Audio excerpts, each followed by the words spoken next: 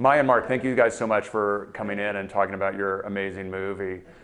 Maya, I know that obviously this is a very personal story to you. I'm curious what was the trigger in like thinking about it as a story, thinking about it as a film, and actually making it into a film, and what changed in your mind to like push yourself to go ahead and see if you could get it made?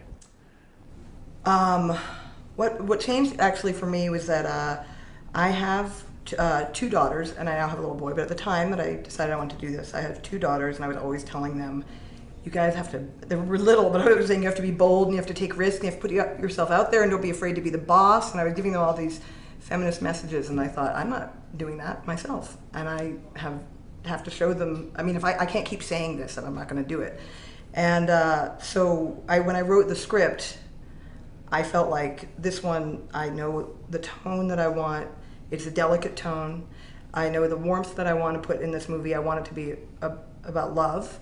And I just felt like I'm the one who I have to do this. Because if I don't do this, A, what am I going to say to my kids? And B, how I will feel that I failed by not trying. Did you feel that you had made a promise to yourself, or in some ways you made a promise to your father about doing this story? Well, I definitely made a promise to myself, but I will say that at one point, the second time I lost financing, I did stagger around my house sobbing and saying, "I'm sorry, Dad." I'm sorry, Dad. I'm sorry, I failed. So I definitely at some point, it crossed over from for myself to for my father. Did you talk about, I mean, there's obviously a true story and there's a fictionalized version of the story that you're writing. When you're talking to Mark about Cameron, how do you want to separate what you've created on the page and what you experienced personally? And what kinds of conversations did you have about who this man was and the character you were creating and where they overlapped? Well, I did tell Mark always, you have this person, this is you. You really should be yourself, because there are certain little things we're going to adjust, but it's you. I feel that you understand this man and that you share many things with him. I don't think you're as annoying as he was. Thank you. That's very good to know. Certainly Mark took it and made it his own. But we talked a lot about very specific things, but always for me in the context of you need to bring this into yourself and be yourself. Mm-hmm. Were there certain things that you found helped you find this character? There's a bearing that Cameron has. There's a way he walks. There's like a stride that's really distinct. Was that?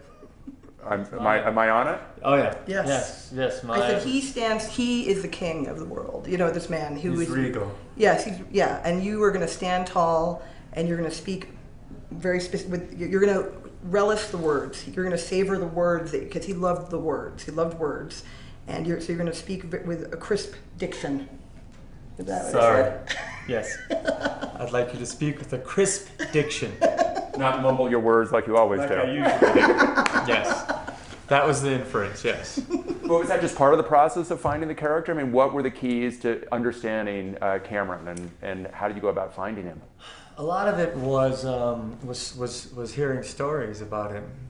And then I knew there was a sound that I wanted that we talked about, the way he talks, and that New England sort of blue blood class.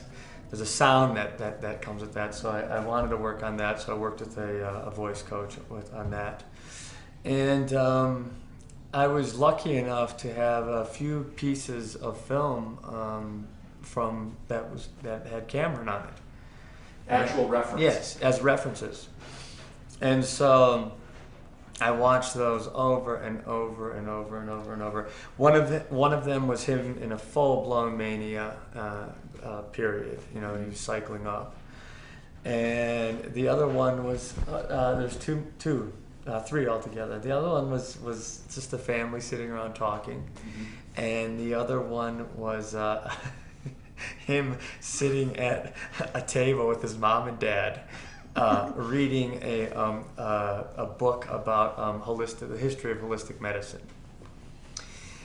So esoteric and interesting though, and so those really began to inform me. And both his mother and father had huge, remember? Huge steins of beer. And it's like breakfast. It's 11 o'clock. I don't know what it is. and they're sitting there and they're sharing beer and they have this class. It's such an interesting class because it's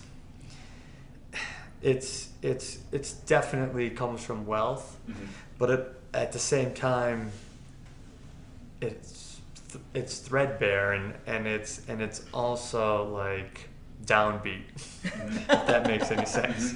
It's subjugated a little bit, you know.